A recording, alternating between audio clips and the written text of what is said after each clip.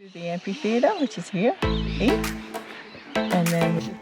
G'day, welcome to Next Level Oz as we continue our Western Queensland road trip. In this episode we explore the spectacular Carnarvon Gorge and we give you a brief overview of the campground options near the Carnarvon National Park. There you go.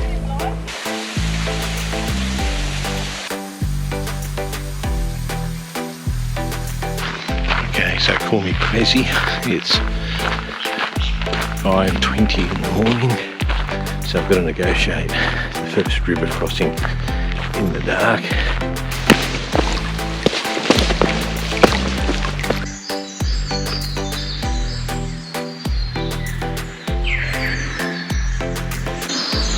Let's see how we go.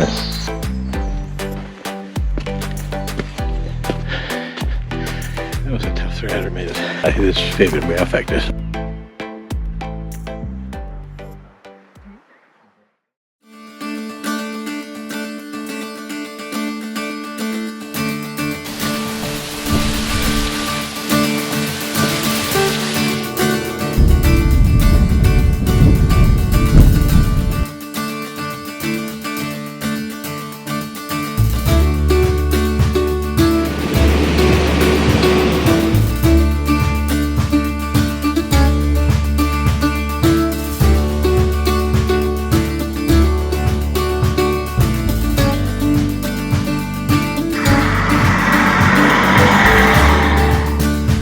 This is just absolutely insane.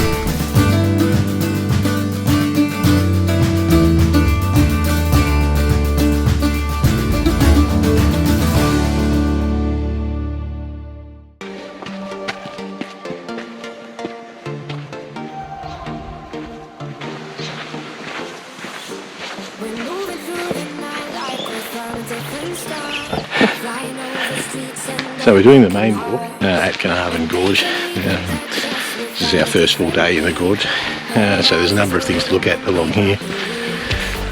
So we thought we'd see how far along the main walk we can get before we sort of head back. We've already done our first creek crossing, so I had to remove the shoes for that, so we didn't end up with wet feet. And it's an absolutely glorious, beautiful day, not a cloud in the sky. The Paula wave.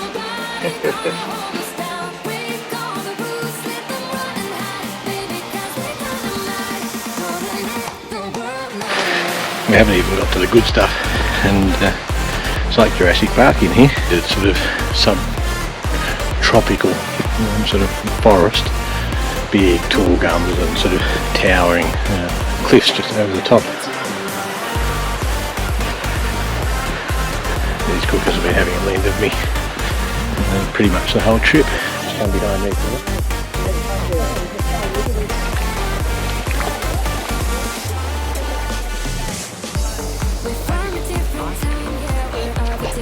Bob's your uncle.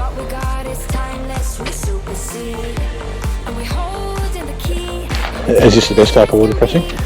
Right. No water.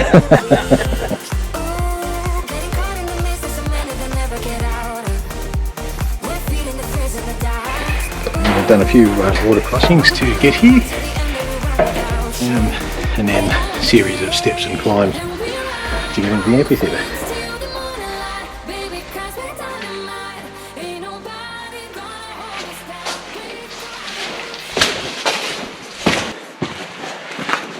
Wow, how's this? Oh.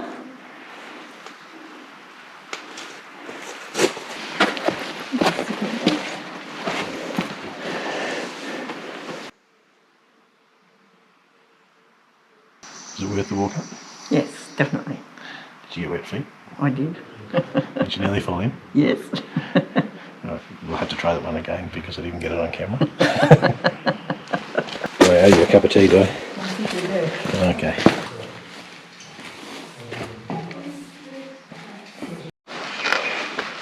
Look at us roughing it. This is camping the hard way. Paula said she wasn't going any further unless she got a cup of tea. And packed up on strike. There's a few of these water crossings, so between the visitor centre and the amphitheatre, I think there's 3, maybe 4, 4.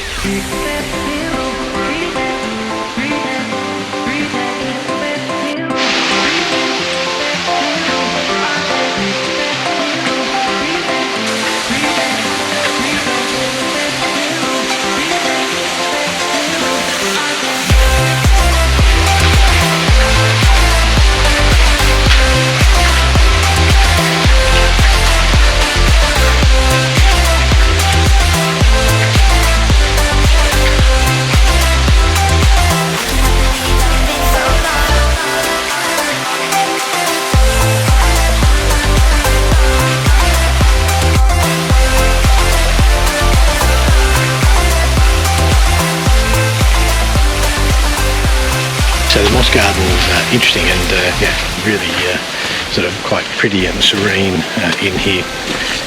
It's caused by the fact that the water seeps, because sandstone's porous, the sandstone up above soaks the sort of the rains as it seeps down, and this has taken thousands of years. So slow seepage in through the sandstone layer, and then it hits shale, which is not porous, and then it tracks along the shale and seeps out into this gorge area. It becomes, you know, what's now known as the moss garden. So it's quite pretty. It's well worth coming in here. So it's one of the scenic points of interest along the Carnarvon Gorge main walk. So that's it for us for today. We're going to head back to the caravan. A few water crossings, which was a few more water crossings than Paula was expecting. So yeah, lots more, she says. But likes this. She sort of thinks she should be a sort of bit of a female David Attenborough. So you're right, Paul. You don't want to be David Attenborough or a Bear Grylls type.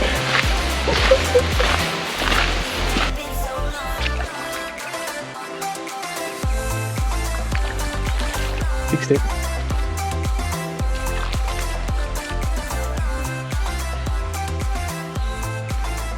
And we started here. Yep. We drove to the visitors area, and then we went and did the walk to the amphitheatre, which is here, and then we walked back and did the moss garden, and then we walked all the way back, and now we're heading home. And how many water crossings? There's about 6. That's this is 8.6 kilometres return. Yeah, but it's a bit more than that because we went to the moss garden as well. Yeah, and that says that's 7 kilometres return. And my Fitbit says 22,155 steps and 16.76 kilometres. I don't think it was that. Been a sort of reasonably tough walk for Paula in particular, but yeah, I mean, I'm feeling a little bit this afternoon. You know, we all head to the beaches and head to the surfside areas and the Great Barrier Reef and the rainforest. For some people, even the ski fields. Sydney, you know, Melbourne. And a lot of people don't actually sort of think about some of these areas out in the outback, and they're real gems. You know, I think 2 things that we do differently next time. We've got more to see, so we've got to plan which of the other walks we want to do. But 2 things I think that we'd do differently. We'd be a bit fitter. Yep, when definitely. we came out. Definitely. There are quite a few sort of water crossings, 6 water crossings. So I think we'll investigate some of those sort of rugged water shoes. I think sort of some of the places we're going to go, we're probably going to be into and out of water from time to time. So we'll go and sort of put the feet up, and we'll plan sort of what massive forced march, route march we're going to do tomorrow, Paul. What do you reckon? Oh no, I think I'm entitled to a sleep in. You're having a sleep in. I've actually been thinking that I'll see if I'm sort of motivated enough in the morning to do the pre-dawn walk up to one of the bluffs and get the sunrise. Alright, well let's get back and it's gin and tonic time.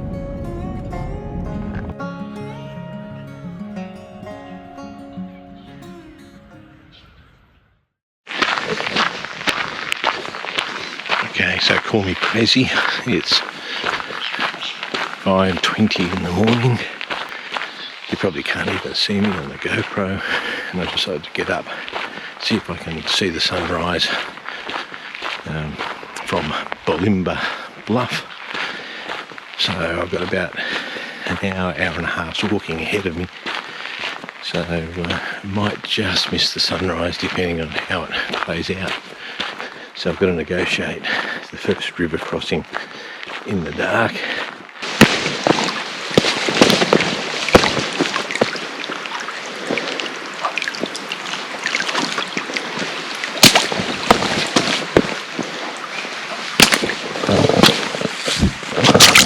I've got no idea if the GoPro will pick up the track here.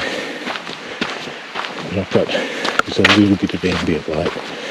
And the track's nice white sand. Just heard a massive crash in the dark. Sounds like one of the big boughs have fallen down out of one of the gum trees.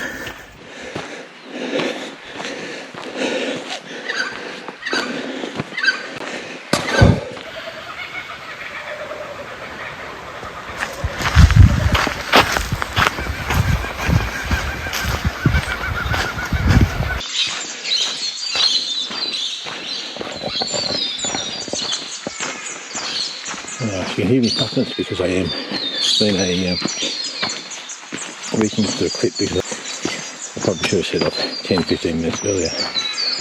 It's been a bit of a climb off the main walk up to here, and we've got the toughest bit of it to come yet.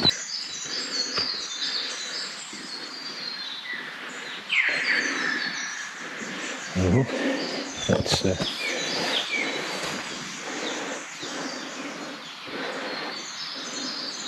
let's see how we go.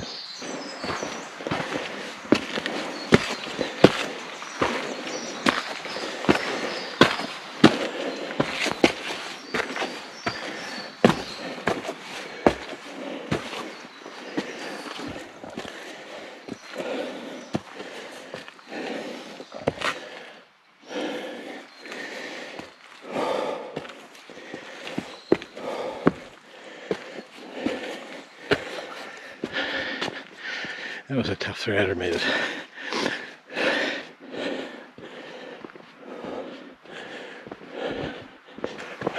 So a bit of wow factor when you get up here. Bugger, it's certainly got the heart rate up. As I say, there's a fair bit of wow factor, so it'll be interesting to see what it looks like from the bluff itself.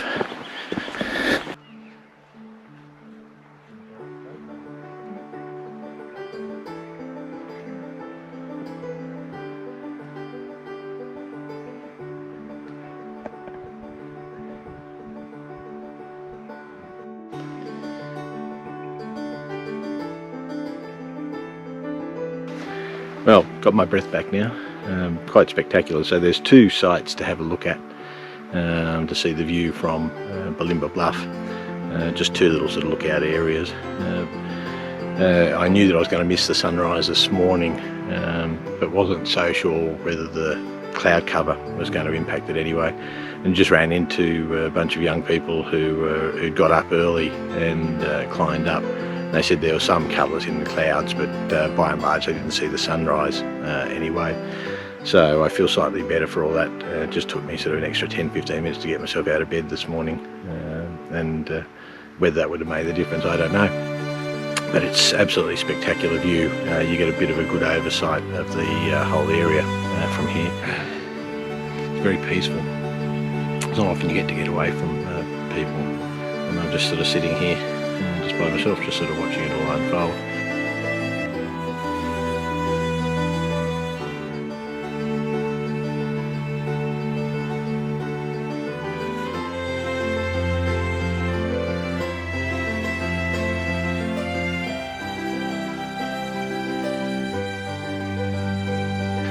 But yeah, absolutely beautiful. It was a reasonably tough walk. I was still a bit sore from yesterday, yeah, not too bad. The stretch out was good until I hit the 300 metre staircase, and that got the heart rate going a little bit. So if you're going to do this, you've got to be moderately fit, so just a bit fitter than I am. And there's a few mozzies up here, so might as well sort of head back, get myself a flat white coffee, and I'll just take a easy stroll back.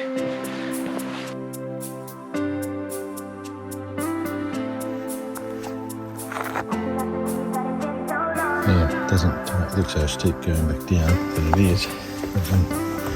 I don't know about you, but I find it sometimes just as hard getting down as up. That tougher bit done, and it was yeah, hard on the quads and hard on the knees.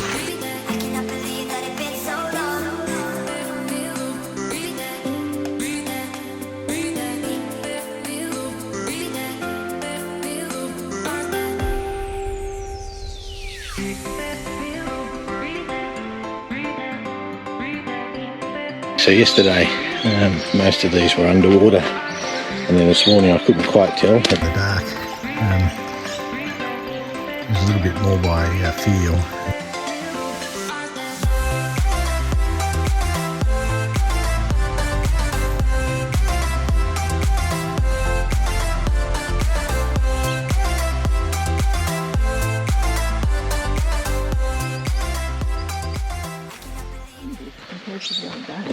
Look how what? Tame it is. Yeah. As opposed to the wild river you crossed the other day. Yeah. That's still a big step, that one, isn't it? Yeah, but it's much better when you can see it properly.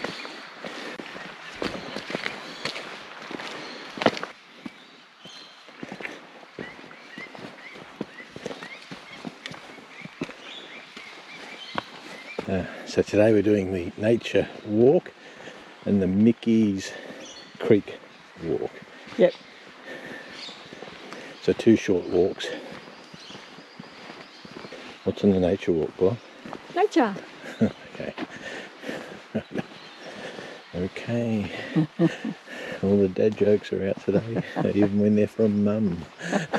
That's where I was yesterday morning at dawn.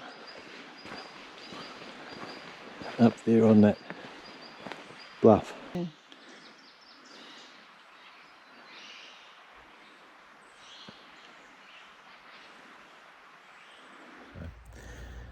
So there's 4 places that you can stay at Carnarvon Gorge.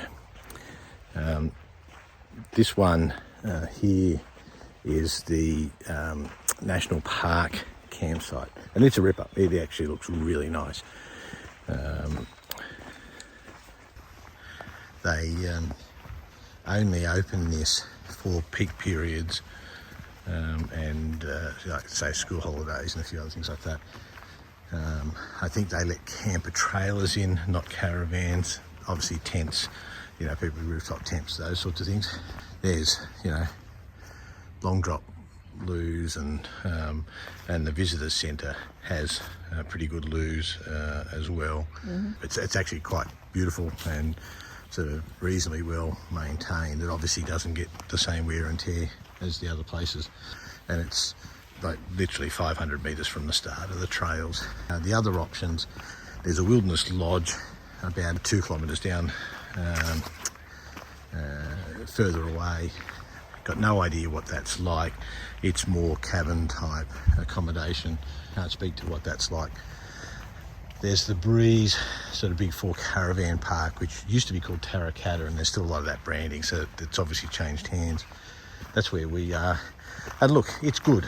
You know, it's got good camp kitchens and facilities. It's got you know, good showers and amenities and loos and all those sorts of things. And for people who need power, there's some powered sites in there. We've just felt that it's a little bit too cramped in. It's been fine, and as I say, if you like those extra amenities, there's nothing wrong with it. And then the other place where a friend of ours stayed was Sandstone Park, just outside the national park, but high up on a ridge, 360 degree views. It's fantastic. Now you need to be self-contained up there. They've got portaloos, which she said were fine and well maintained, but no showers, water, power, any of those sorts of things. And the vans, even though there were quite a few people who were up there, they're a bit further apart. You could have some fires up there, wake up, particularly on the nice days, to just beautiful sunrises and sort of and sunsets with 360-degree views. And I'd say that would be our pick if we were to do this again, if you couldn't get here at the campground.